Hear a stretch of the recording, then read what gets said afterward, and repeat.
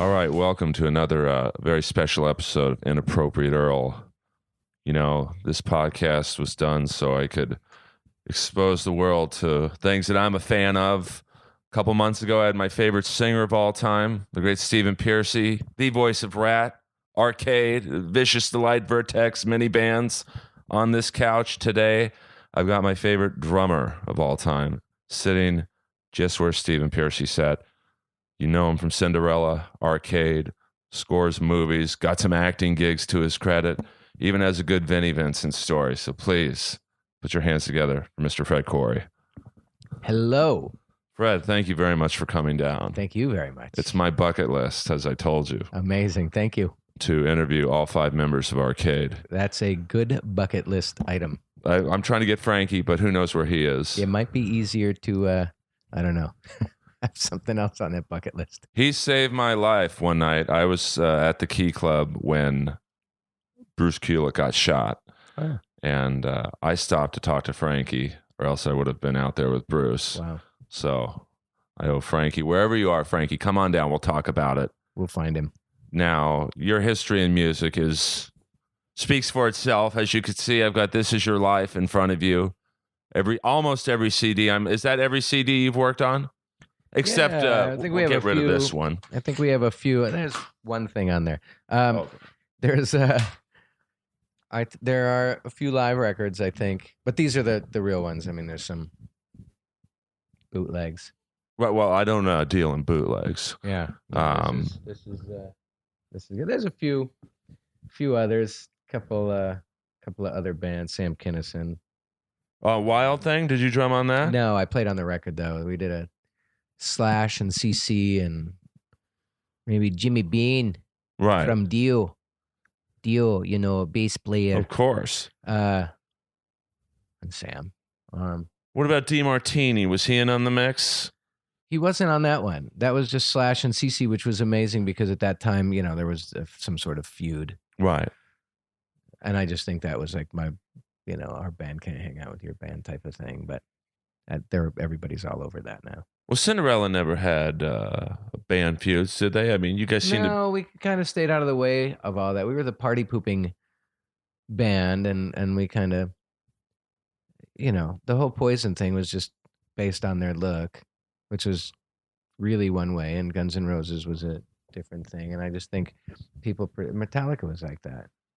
People, everybody stayed away from, but they're all everybody's friends now, and Right. And I think the fans put more of that, what that's so-and-so hanging out with so-and-so, that's weird. So I don't think it was really the bands themselves. I think it was just the fans that didn't expect Lars to be hanging out with Right. whoever. But your guys' look was kind of in between. I mean, you weren't total... I mean, maybe on Night Songs, you guys were a little... It's ridiculous. Glammier than... Yeah. I would have had sex with all 4 of you guys, figuring you guys were chicks, of course. And then, as the Long Cold Winter, you like maybe a little less. And then by Heartbreak Station. I think Long Cold Winter, we were over it. Right. We just went to leather and went for that cut. Well, we weren't really a zebra, knee-high zebra cowboy boots isn't really getting over it. But it's good in between. Yeah, I mean, Tom's in jeans, and no one was in jeans back then. Right. Everybody was still in. Unless you were Tesla. Unless you were Tesla, right? Exactly. But they didn't have the fun of putting on these silly clothes and blowing $100,000 on silly looking fake leather. Yeah, but you guys... We had the joy in looking at those bills and saying, "What have I done?" I mean, was there a video you guys did that you look back now and go, maybe that was a little too much? Oh gosh, no. No, I think they were all perfect for the time. Like your video for Shelter Me. It's Little Richard. Little Richard, that's Pam Anderson too. Oh, right. That's Pam Anderson before she got all the work done. And Dweezil Zappa. Shelley Long. Shelley Duvall. Oh, Shelley Duvall. Oh, I thought they were both in it. Who knows? Let's say they are. Who's the one from The Shining? That's Shelley Duvall. It was Shelley Duvall. Now, who got her into that? I've always wondered. She didn't really seem to... She was a friend of our director. Okay. That's all good. He was so great He was our favorite director. He was crazy. You know, like at the end of that video shoot, he bought us all velvet slippers from Maxfield. That's just a gift. Right. Like nobody ever gave back. He was just so cool, and he did the artsiest. That's that's my favorite video. Um, I have two favorites. That one and The More Things Change, because I always wanted Wayne Isham to Right. do a video because I was such a fan, and Yeah. he finally did one. And during that video, every shot of me, I'm wearing a Kings jersey. Every shot of me, I have this ridiculous look on my face because we were playing. I think we were playing. I don't know where we were. We might have been in Vancouver. We might have been in Detroit. We were playing someplace, and the Kings were playing Vancouver in a playoff game. It was deep in the playoffs. Right. And I wanted to watch this game, but I couldn't. So every time they came up on stage with the cameras, they had a gigantic cue card showing the score and who's winning. Wow. So every shot of me is a reaction to the score, and Kings were winning. They won that game. But that's my second favorite video. No, what got you so into hockey? I grew up in New York, so I had to be a hockey player. And I flooded the tennis court at the end of our street, and I wanted to be a hockey. That's where it all started. I wanted to be a hockey player. My mom bought my way onto the team, the high school team. It's all right. And I was just, I've always either got it or you don't. That's been my mantra from day one for whatever it is. If you're a gardener, or if you're a cable installer, or if you're a drummer or an actor or a singer, whatever it is, you're born with it. Right. Or you're not. And I didn't have it. I wasn't a good player. I scored one goal, and that was against us. Still counts. My mom was standing up, clapping, like I just scored the game-winning Stanley Cup goal, but I kind of put it by our goalie. Right. That's all good. But and that's it. And I went to hockey. She sent me to hockey camps. Always a huge supporter. Whatever you want to do, you have to do it wholeheartedly, and you have to, you got to chase it. That's all you do, going after it. Right. So I went to New England, Kentucky, New England, New Hampshire, the New England hockey camp for weeks. Didn't do anything. Then they took me to Toronto to Skates Edge hockey school. So much work. And I was no good there, but then that's where I saw the Who at CNE Stadium, and my life changed. Right. So, but that's what got me into hockey.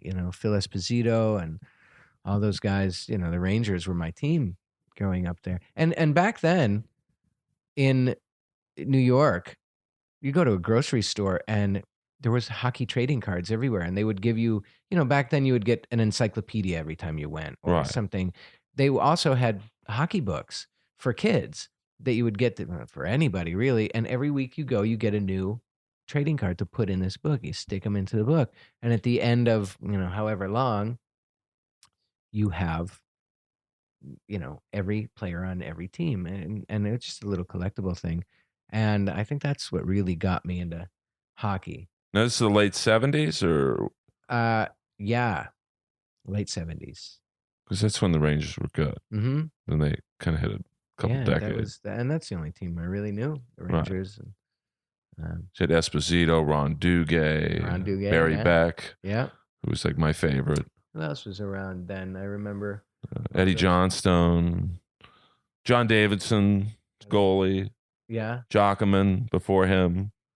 Who else? There was a Anders Hedberg. couple of French guys that were playing in the league too. All the stars back then. You just kind of gravitate towards those guys. But yeah, it was pretty awesome growing up at that time. You see the Who? It's like, I want to be Keith Moon. No, it wasn't. It was Kenny Jones. It was the Who, Hart, and Jay Giles. My dad just died a couple years before that, and a few years before that. And my mom and I she would always take me on these. I wanted to listen to music. I have a cassette player. So we went to visit my uncle, and I had the Who. that my cousins kind of turned me on to. Classically trained, so I was Right. eased into.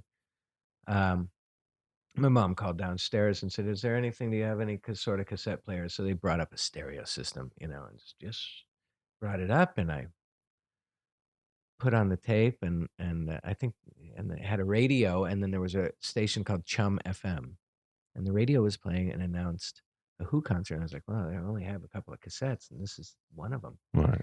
So I said I wanted to go, and my mom said, "Absolutely not." Stadium. I was 13. I was 12, something like that. And my uncle said, "You absolutely will take him. He needs to grow up, and we're going to drop you off here. We're going to pick you up here, and go in and have a good time." And told my mom, "You need to trust him to go and do his thing." So I did, and they got me a ticket, and excuse me, pardon me, and I got on the floor of the stadium, and I ended up in the 8th row, standing on a cable run. I didn't know what it was. It was a step, so I was as tall as anyone else. And I remember watching the Who. Heart was amazing. Giles were amazing, and I knew those bands. And the Who I'd never seen. And I remember Sister Disco was the song because I remember what the lights were doing.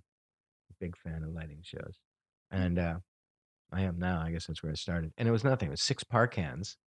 They were kind of fanned out, and they were just spinning. I Right. was like, "Oh my gosh, look at this! This is amazing."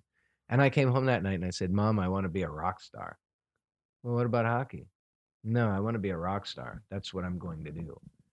"Oh, that's nice. Okay." "And I'm going to grow my hair." "Okay, that's fine." "I'm going to get an earring." "Oh, okay, that's fine." "And I'm going to play that stadium." And 5 years later, I played that stadium. Wow. So she said, "If that's what you're going to do, you're going to, break your back doing it." And I did. Practice, practice, practice, and focus, and a lot of prayer. Really? Yeah. Oh, yeah. Gosh, yeah. It's all got nothing to do with me. It's all prayer, um, and faith, and I think that's how I know what works and what doesn't sometimes. And sometimes you don't know which way you're going to be. You never know where you're going to go. You just trust and you follow it. Is that how you got through the struggle of, like before Cinderella became big? I mean, I'm sure you guys were doing bar shows Oh, there and was no struggle in that band. I joined it, and 4 months later, we're touring with David Lee Roth. oh I wow. stepped into the most amazing. What I'm saying is just being plucked out of something. Right. I was up for. There was a couple of people who were looking for drummers. E.G. Daly, Oh wow. and she had a big hit at the Yeah. time, and Greg Raleigh, and this guy Mike Varney was going to put me in both of those bands. I said and Eric Singer from Kiss, who was in Lita Ford or Sabbath at the time. Um, I called him, and he said I had met him prior, and he said there's this band Cinderella looking for a drummer, and I was like, I really don't want to play with a bunch of girls. He said, no girls. I said, what a ridiculous name. What? He said, just listen to him before you Right. judge it. And then I heard it, and I called Karen Dumont, um, the record company. I think it was Polygram. Of course it was. And she sent me a demo, and I flipped out, and it was amazing. But I had already had in Circus Magazine that I was a drummer for Ozzy, so I got to use that as Oh wow. my kind of in. And Bobby, everybody knows Bobby Blotzer. Oh, who doesn't? He's my favorite drummer. Really? Oh yeah, gosh, yeah. I just love his playing style. One of my favorites. But I think he's one of the only guys that you can just listen to him play. He's got his own style. Right. Neil Peart has his own style. Um, but when you hear Blotzer play, you see Blotzer play. He's got his own thing, and it's different than Vinny Appice. You can also hear he has his own stuff for rock guys. But uh, they asked me who I like, and I said, "Oh, I love Bobby Blotzer." And I didn't know Bobby at the time, Right. and of course. And they were like, "Oh, good enough with us, killer." So then I got the audition, blah, blah, blah. But um, yeah, that's how it happened, and so I went and auditioned, and then I got the gig a couple months later. Do you remember what songs you played at the I audition? played they gave me the whole Night Songs demos, every song on the record. And they gave me a week to learn 4 songs. And I called them the next day and I said, I have it done. They go, oh, you learned 4 songs in a day? Didn't believe me. I said, no, I learned 10 songs in a day. Because I charted it. Because I'm a violinist. I read music. Right, you started off as a violinist. Yeah, since I was 5. So I charted it out. And if it's been recorded, you can emulate it. Exactly. Right. You should be able to. Because it's there. It's, it's just like copying words. So I did it, and I got the gig. And then we were playing the Galaxy. I think it was only 4 months, but our record came out soon thereafter, and in 6 weeks we were gold. And then we were right away. And just, man, you got a lot of. I'm going to give you a stack of Cinderella bootleg. Oh, please, dude. Those are, for those of you, well, this isn't video. Of course, Fred is looking at my hockey fight tape collection. Yeah. A few rock and roll. I think I have a Long Cold Winter video. You guys did. I'll give you them all because they're just sitting in storage. And you're the only guy left in the country with a VHS player. So. Well, my cell phone is actually rotary. So, I'm old school. Yeah, it's perfect. And then the videos blew you guys up beyond belief. I mean, you guys. MTV, they made bands. They made bands. I mean, but we made them. Oh, absolutely. Too. That was the thing. It's MTV was music television, and it was all videos. It's like Palladia now. Palladia is killer. Right. Best music channel on television. MTV, MTV has become just showing people with struggles, having a tough time. And that's all their programming is. I won't watch it. There's no music. It's exploiting screwed up people, and fights and arguments. And it's a horrible thing. It's like, gosh, I don't want to watch that. I mean, it's reality TV. It's costs nothing to make. And yeah. And it's, hey, it's a business, right? Right. That's cool. VH1 are still doing a lot of music, I guess. Metal Mania, you guys are well represented. That's what I hear. I don't watch much of. I'm always working, so you're too busy. I don't. Thank goodness.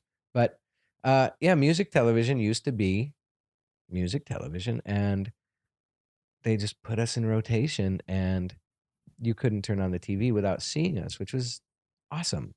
Yeah. But the market wasn't saturated like it is now. There are so many artists out there now. Everybody's doing you have a world-class studio right here. You could do whatever you wanted out of this place. So well, I figured whatever it is gets old. Just watching those music that would have gotten old. So they're changing it up, and I'm sure they'll change it up again, and they'll change their programming, and I'm sure they're going to have some legitimate shows on there that are. I'm sure their shows are hits. Well, they should get back to their music roots. Or at least just do. Well, MTV2 started out that way. Is there still an MTV2? I think who knows? I don't know. I don't. If there is, they don't publicize it. I did a thing on MTV2.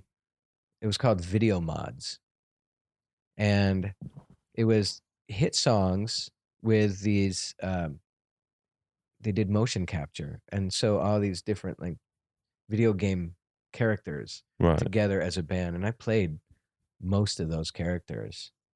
Oh, really? Yeah, they put those, the sensors all over me, and that was really kind of cool. That was kind of my first introduction into MTV2. It became one of those mods. Well, kind of neat, yeah. Kind of like they do for the video games to get the realism for sports. Yeah, it was really kind of neat, put on this whole spandex suit, which I'm not, You've done that before. Unfamiliar with, yeah. So, and you just, strike rock poses, and I played all of the characters. A lot of fun. That was a lot of fun. Now, do you still have any of those spandex outfits? Yeah, they're at my mom's house. I think we sold the first album to the Hard Rock there somewhere. But but we have most of the stuff. It's just in storage. It sits there. Those are some spectacular outfits. Yeah, they were. Now, about 87, I don't think a lot of people know this, that you were somewhat in Guns N' Roses for, when Steven was on a sabbatical. He was on a sabbatical. Yes. I mean, what was that like? It was amazing. Wow. I mean, you get a call saying, "Hey, can you fill in for Steve?" Yeah, I knew Doug Goldstein.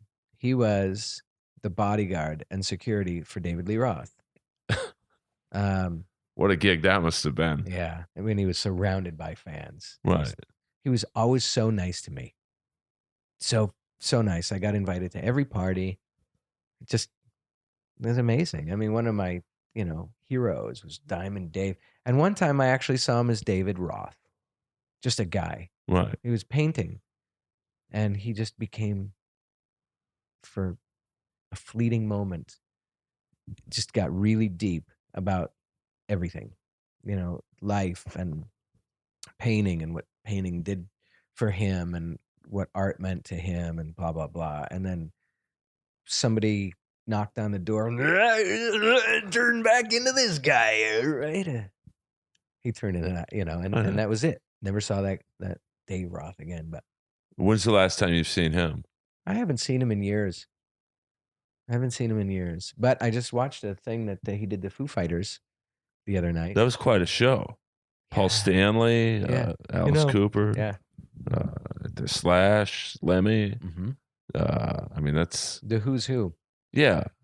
I mean, did Cinderella ever, what's like I know I've seen I think a thing with you guys, Bon Jovi, Britney Fox, I think maybe some members of Rad, I think Japan somewhere. Oh, that was, we tried to do a jam every night when we could. That was Bon Jovi's thing. We did that on Long Cold Winter Tour too, but John was always into that. So it was us. That was Japan. It was Skid Row, but I don't know if Sebastian was on stage. I don't think so. I think it was Lenny Wolf.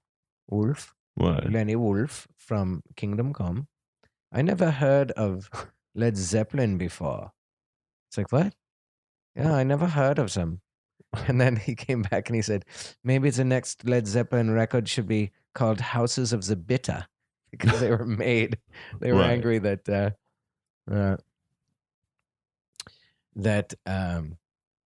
they sounded so much like, oh, well, hello, little doggy. Well, for those of you not seen, Fred is petting my dog Lois. Oh, Lois. Who is striking a pose like, I don't know, Tawny Katane in one of the Whitesnake videos. Who's also been on this couch, Fred. I mean. Oh, that's fantastic. Now, you were also, you're a man of many weird, not weird, but eclectic gigs. Mm-hmm. You were also in Rat Unplugged.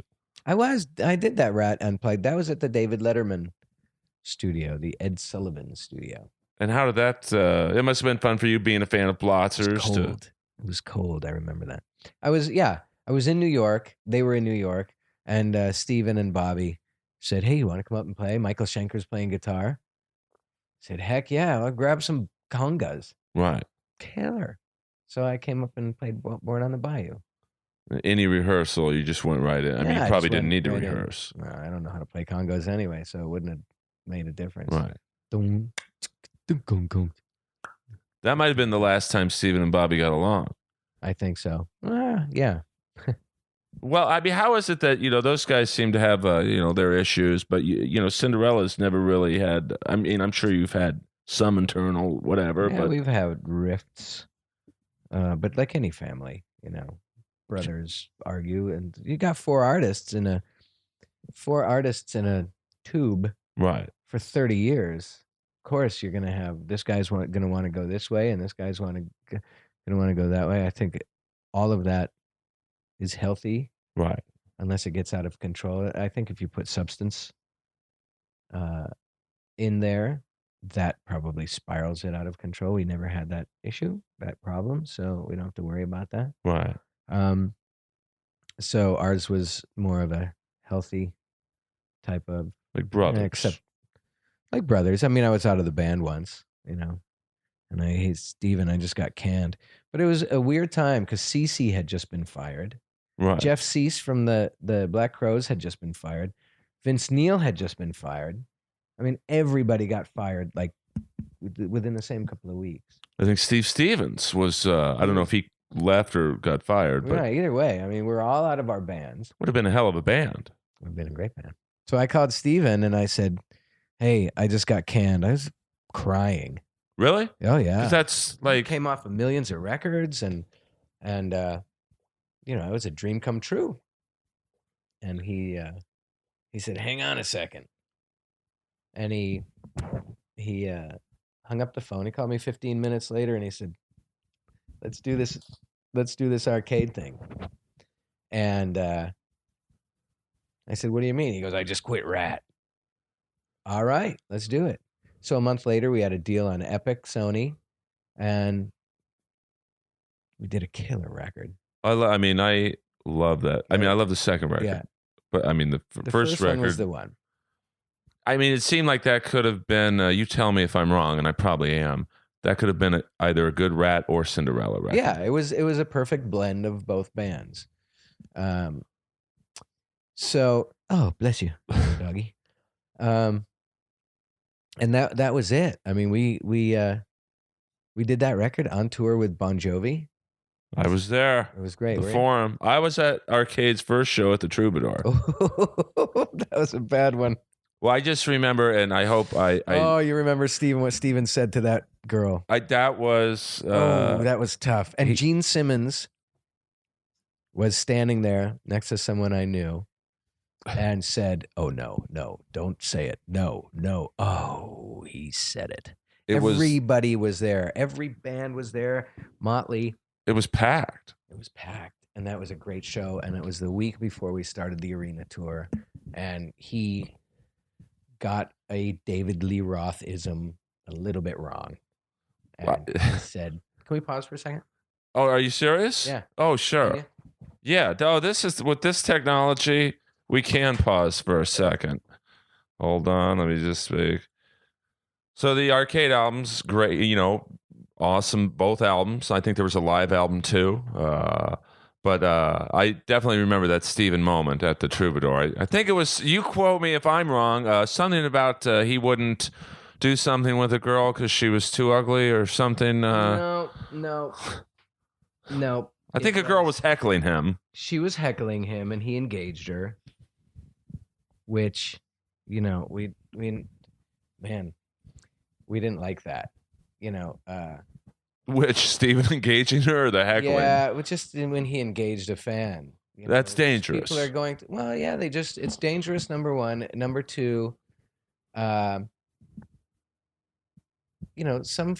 fans, you go to England, every fan flips you off. Right. They love it. They're just, so she was saying something to him or whatever. David Lee Roth says, before the show, I did something with your girlfriend. Well, he did the same. He didn't get it quite right. Right. So he said something else. And, that's how stories that, it's great. I mean, it made for a moment that will never be forgotten. I mean, that's, I'm not going to say what he said. But right. No, hilarious. I think we get the point. And Frankie and I, Frankie and I were the closest in that band. Donnie Syracuse, the guitar player, came from a band that used to open for Cinderella in the bar circuit when we played those few months. Right. And they had known Donnie forever. And I brought him out here and canceled his flight on him the day that he was supposed to go home. And I wasn't taking no for an answer. Basically, when he came out here to audition for the band, he already had the gig. Right. And I wasn't going to let him not have the gig. So it was back in the days when you could call up the airline and say, "Hi, I'd like to cancel my flight." He canceled, and I canceled his flight. He said, "I got to go back this morning." I said, "Nah, go back to sleep, buddy. You're in the band. I got a band back there." I said, "Well, you're going to have to call him and tell him you quit. Or tell him you're going on vacation because you're in this band now." And so I can't do that. And he never went home. He was out, right. Stayed out here. We recorded the record, wrote the record, and the rest is history. He got to tour the world a couple times, and With now Bon he's a Jovi. huge, yeah, he's a big restaurateur in Philadelphia. Oh, He has, wow. I think, one of the best. Um, is it a Cajun place Right. in Westchester called High Street Cafe? So all you rock and rollers back east support a member of Arcade, Yes, so he God, can he's Syracuse. so he can fly out here to do Inappropriate Earl. Exactly, and he will. Now, speaking of Steel Panther, Poor guy. has a member of a band that they emulate or pay tribute to. Do you think what they do is do you like that, or are you see it as them clowning? No, I think they do it. Gosh, they do it better than some of the original bands who did it. Um, and now I don't think they do any covers. I think it's all original, and they're they're just so. I don't see that as an insult at all. I think they found good for Ralph Right. Oh, because that's another guy that did not take no for an answer. You're getting in this band. Okay, they're not going to go. Got in this band. No, they're not going to go. Got in this band. Well, they were going and they're not going. And he's like, I'm, just full steam ahead, head down and move forward. And he did. And he found this great little pocket What's awesome. for himself that, first of all, they were the world's greatest cover band. And then they were so hilarious. It was so well done. They sounded great no matter where they went. And it was all, they were as pro as any other Right. pro band. And then they got a deal, which everybody went, what? And they put out a couple of records now. Sound fantastic. They're funny. And, they're selling out huge places in Europe. They're here, they're quite successful, but over on that side, in Europe, they're superstars. Yeah, that's Yeah, crazy. good for them. I think that's terrific. And I think they're opening up now for Judas Priest, which a lot of people were like kind of a little weirded out about, but seems to be going well. Great. I think it's great. Now, speaking of weird, it's just music for crying out loud. Yeah, it's all music. Because when you go to a concert, you go to just forget about your problems or whatever you have in life, and go out to have a good time. Music to me, going to a concert, you if you know the band, it's not even about the band or what members are up there playing. It's the songs, and you want to remember. You remember if I play a song now, whatever it is, someone's knocking at the door.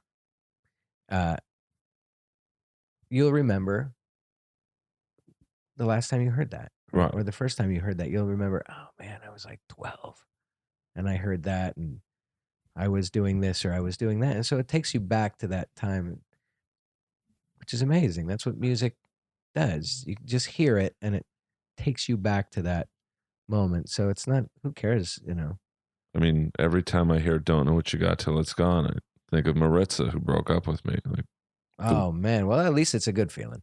No, maybe. Well, I kind of liked her at the time, but yeah, it's tough. But that song is just, if you really listen to the words, it's just wow. It really sums it up. Like, it really does. You really don't know what you. It's funny when you hear songs like that. You're like, how come that wasn't written 10 years earlier, 50 years earlier? Right. It's so, oh yeah, it's so obvious. It's like, oh gosh, yeah, it's so perfect. That's what makes Tom great. I think he's so great. I think his new record, I loved it. It's amazing. And he was on, I thought it was really cool, David Letterman. Let him perform a song. So cool. Life Goes On. Yeah. And I wish more guys like Letterman and would let bands from your era throw them more bones, because I don't get the music today. Well, do you? I do. I mean, I do.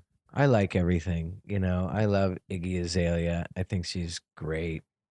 I don't know if Kesha's really done anything lately, but I loved what she did. I find most of the bands these days are one-hit wonders, but they're smash hits. They're huge. Like what's that band that they're from South Africa, and then they grew up in and I think they're from Phoenix now. The Congos. Oh, okay. I'm not familiar with their body of You know work. their song. It's on every movie trailer. It's in every movie. Um, but it's one hit. You can't follow that up because we're back to a singles market, which is back like the 50s and 60s. So it's about the song. So one song blows up, you can't follow that up. Some people can, but Bruno Mars is amazing. Uh, he's bringing back the funk. Right. Um, and I like a lot of the new rock. I think it's really good. I can't distinguish between a lot of the bands. I can tell, everybody hates Nickelback, but I kind of like them. I love them. They're the new Def Leppard. They've taken over where Def Leppard left off. They used Mutt Lange. They used, everybody that Def Leppard did. They write formula. They write. You can totally listen to Chad's voice. It's a great voice, and they're just pop superstars. Signed the biggest 360 deal I think in history so far. Right. And how do you argue with that? I don't know why people don't like them so much. I have no idea. Just as many people hate them as love them. I personally think they're great. There are a lot of new bands out that I love, and I love all kinds of music, dance and R&B, and it's music. It's all artistry.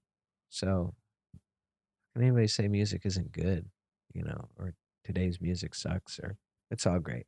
I just want to hear a Desmond Child pop single. That's all I want. I'm sure there are a lot of Desmond Child pop singles still. There's a lot of Diane Warren stuff still being played by all these new artists. I'm sure there are a lot of Desmond. I think there are. Now, you guys never really used outside writers. No.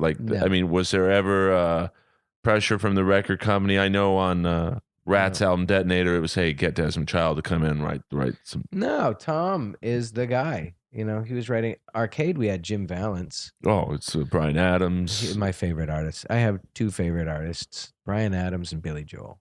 Oh, well, you can't go wrong. Yeah. And so we brought him in because I'm not afraid to do what it takes.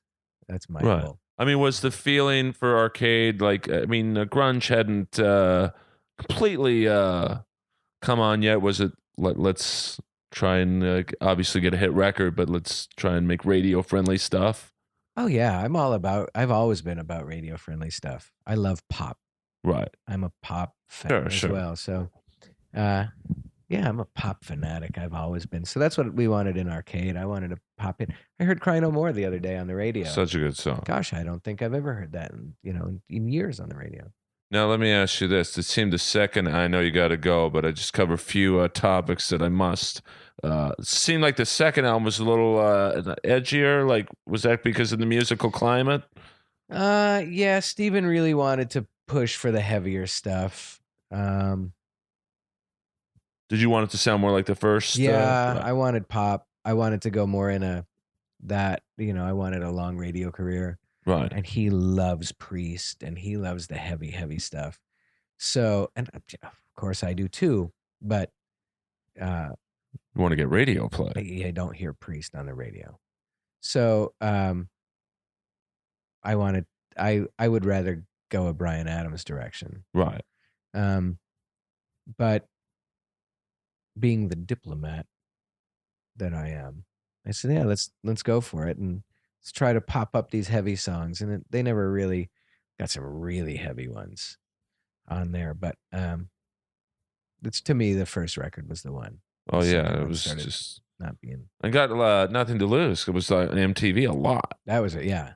That was another cool video. So it seemed like they were still MTV was still supporting you guys. And they were. MTV was great until they just completely shut it down. But I don't blame the 80s on grunge. Right. The 80s music going away on grunge. I blame it on us. I will put it out there because we all did records that were a little bit different. Right. Heartbreak Station was different, but Cinderella we wanted to progress. We didn't want to do the same old thing over and over. We wanted to grow, which I think that's the perfect record that we did grow. Right. But the fans were like, wait a minute, this is a different sound. Rat put out, who knows what they put out, but it wasn't. It was, let me see. Well, that might have been, a lot of people think the album that kind of like was when they brought in Desmond Child and he wrote. Yeah, it was different. It was different. And I think Robin was maybe having difficulties at that time. Yeah, so that was a tough time for them. Warrant, who to me were on their way to be Journey, they were doing awesome, unbelievable. They put out a metal record. It was very heavy, really good, but it wasn't, the ballady, right, beautiful Heaven pop things, type. right? Winger put out Pull. Great album, but not great record, but it wasn't, Wasn't she? I think 17? we always, I think everybody at the same time grew at the same time. Right. Poison put out a blues record. With I think Richie Kotzen. Richie Kotzen's or Right. Blues, one of those guys. Right. All great records. All killer. Skid Row did. Skid Row. Slave to the Grind. Yeah, Monkey Business was amazing. One of the Oh, yeah. songs. But we all put out different records than what our fans were used to hearing. I could be completely wrong about all this. Well, you but were there. I think we all did a little bit of I don't want to say alienating, but the 80s fans still want to hear the 80s. The 80s fans still wish it was 87. Yes, I do. Yes. So to give anything other than what you want as a fan, you guys are the customers, basically. If this were a different kind of business and I made chocolate cakes and I gave you a raspberry tart because I thought, oh man, this is, edit this crap out. What am I talking about? No. This is good. This is ridiculous. That's the whole point, Fred. It's ridiculous. But I guess what I'm trying to ask you is, and I asked Steven this, and he said grunge didn't kill Rat and other bands. We killed ourselves. We killed ourselves. That's what I feel. And grunge, these guys just came out raw rock and roll. Like I think in the relatively same time span, you had the Cherry Pie video, which I love. It's just a fun video. Lyrically, that song is so good. I asked Janie about that.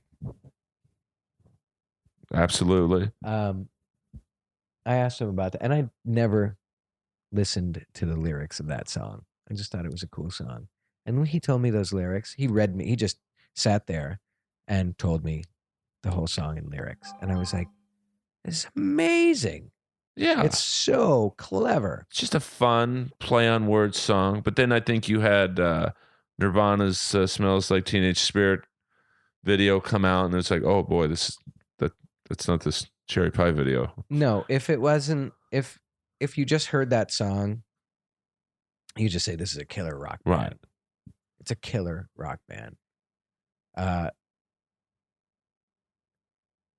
I think just as much as our fashion was goofy, the flannel thing was goofy. What a bunch of lumberjacks now. Right.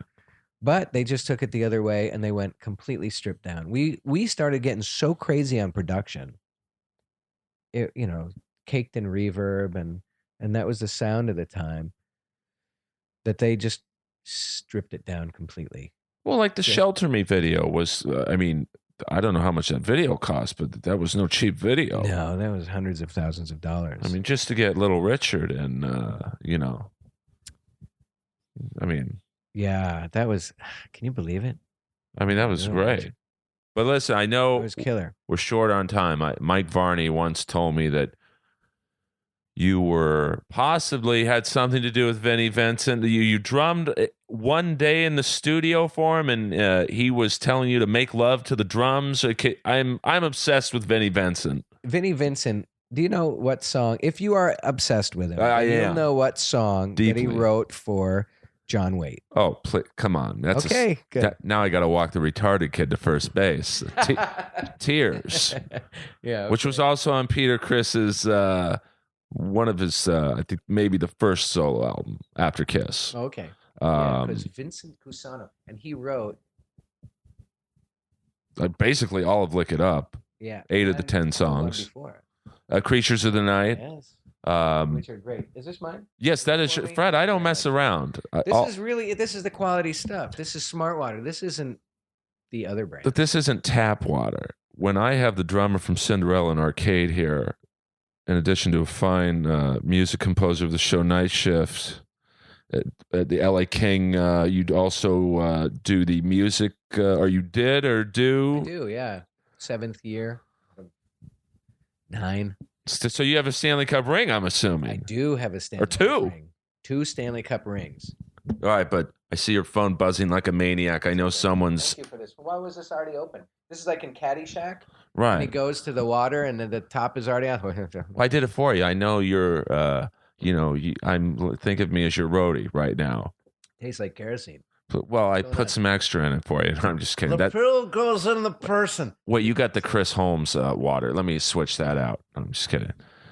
He's the sweetest guy ever. No, but I must, how... Is this you? Yes, all these are my hockey trophies. And why are we talking about me?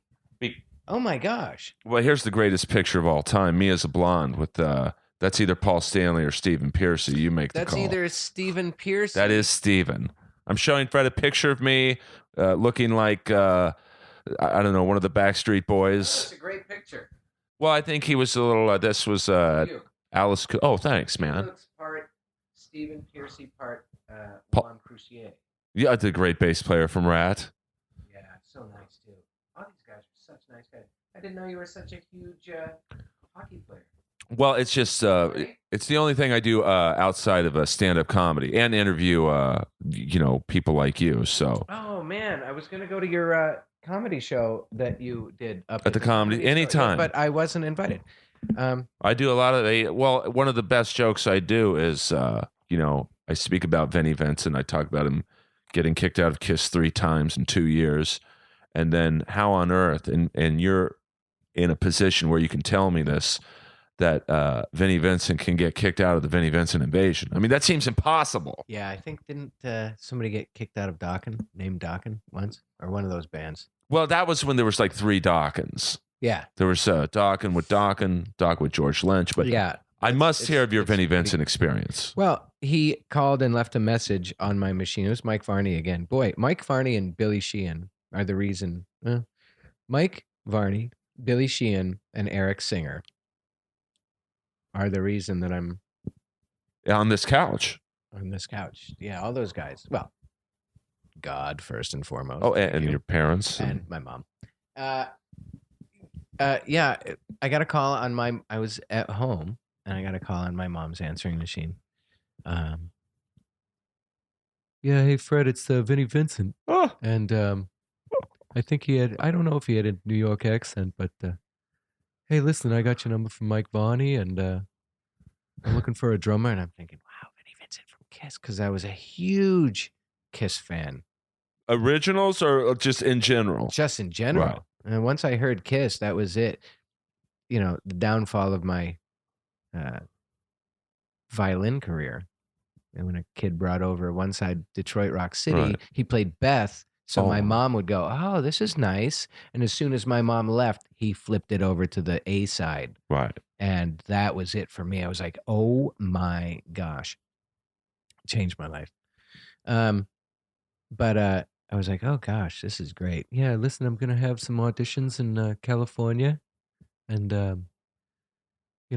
if you want to come out there and audition, Mike says you're the guy. So my mom, flying tigered, which is like FedEx, all my drums straight out to California. Must have been, who knows, how $20,000. No, right. I don't know how much it was, but all my drums were out here, and I stayed at the Hyatt. Go stay at the Hyatt, and we'll work on it. I was there for 6 weeks at the Hyatt. Charge it on the record company, right?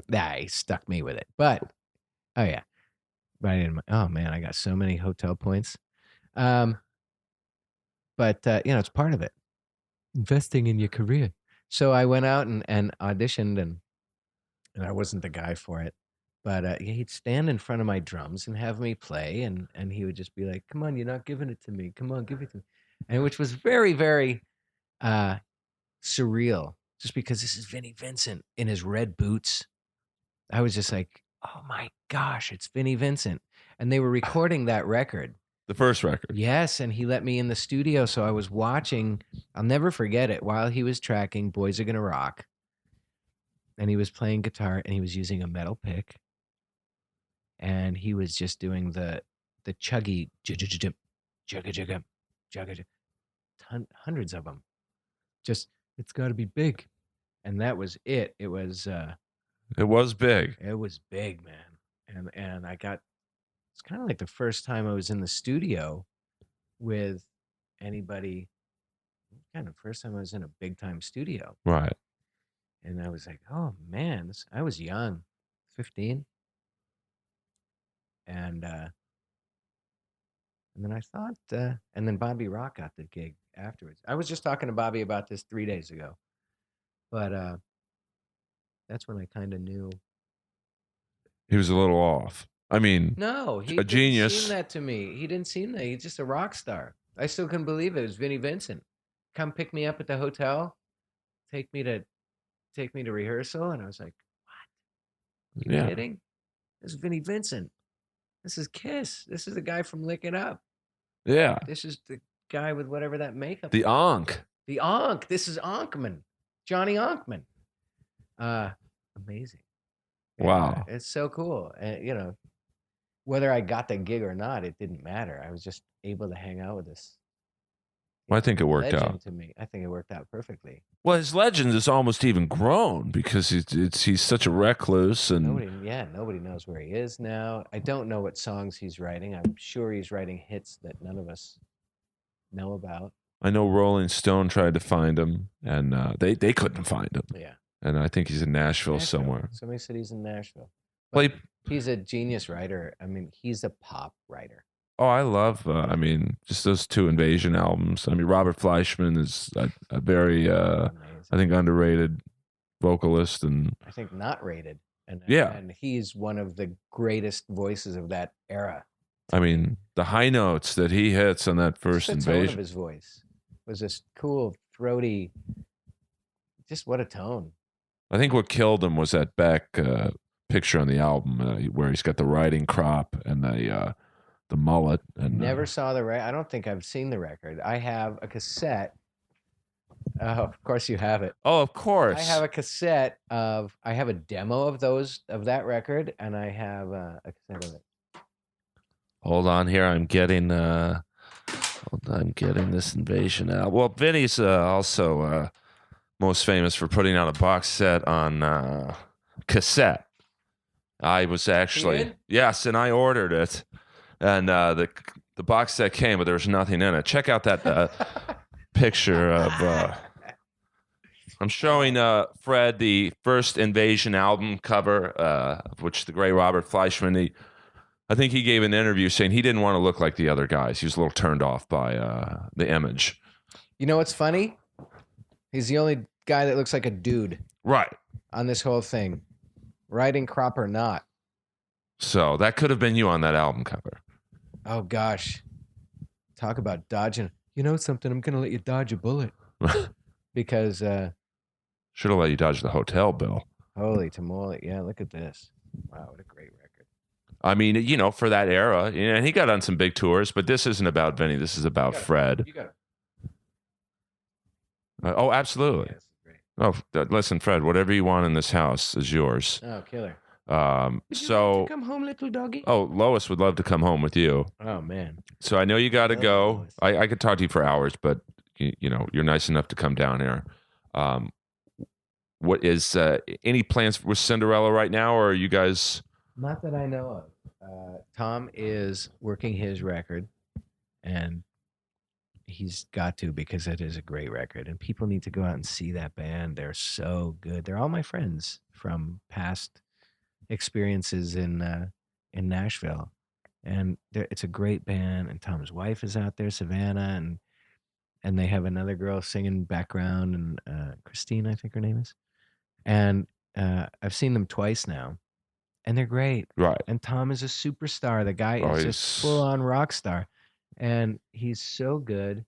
and he's a great writer, and the band is so good, and people just need to go see that band, and And that they need to do that. And then Jeff has a record out, Jeff LeBar, which I just gave you. It's 80s. It's not trying to be anything other than 19. You want to go step in a time machine? I do. That's it. Good there. Yeah. It's already programmed for you. Just to hop on in and you're gone. I'm already there. And what's Eric? Is he? Eric has got, oh, by the way, that's Jeff playing bass, guitar, and singing on everything. And who's on drums? I think Troy Lucetta or some other, I don't know. Right. Troy Lucetta is on the song that I mixed. Oh, cool. I don't know who's on the other ones. And Eric is in a band with Ricky Rocket and Tracy Guns. Devil City Angels? Devil City Angels. I think they're playing here in a couple of weeks in Los Angeles. But because this podcast is going to be timeless, they're playing around the country. Oh, yes, this is. This podcast will be out today once I take care of some things. Oh, I don't know if you'll be able to get it out in time. Oh, Fred, listen, I'm not fucking around. This will be out on Metal Sludge by 4 p.m. And then, when you hopefully retweet it to your large fan base, that's how these number games work. I don't have quite the fan base you do. I don't have a fan base at all. Oh, I don't. I think you're so bashful. I can't thank you enough for doing this. Oh, it's my pleasure. No, I know you're super busy and get tons of requests, and I really it helps having someone like you on the podcast to frankly get the numbers up, and this will help Daddy out. And on Twitter, you are at Fred Coury. At Fred Coury. Forte Music, do you want to, can people go to that? Yeah, they don't need to. No, right. It's just, Unless they want to record something? No, I don't do that. Okay, so it's just. Do that. Yeah, I never really did that. When I was in Nashville, I had a commercial studio and people could come out and do that. But here, it's just basically sports music and TV music and. Maybe my comedy album when it's, Of course. Give you a couple jerseys as a bonus. Of course. I'll pay cash. I'm not Vinnie Vincent. All right. Well, it's awesome. I know you're super busy. I can't thank you enough for doing this. Follow Fred at Fred Coury on Twitter, Instagram too, or no? I don't know. I don't understand the Instagram. I couldn't sign up, so I don't. Yeah, you don't need it. Twitter's just the one. Follow Fred on Twitter. He's awesome. Cinderella, Arcade. Watch his movies. IMDb. He's got some more acting credits than I do. Oh, don't watch the movies. No. Listen, we all start somewhere. We all make mistakes. So, guys, this has been Inappropriate Earl. We're on iTunes and SoundCloud. Please review us and tell him how much you liked Fred. He's the best, and we hope he comes back for more, like Rat would say. And we'll see you next week with, well, it won't be someone bigger than Fred, but it'll probably be a comedy friend that you've never heard of. But they all can't be home runs, guys. Thank you for listening. Thank you, Fred. Thank you.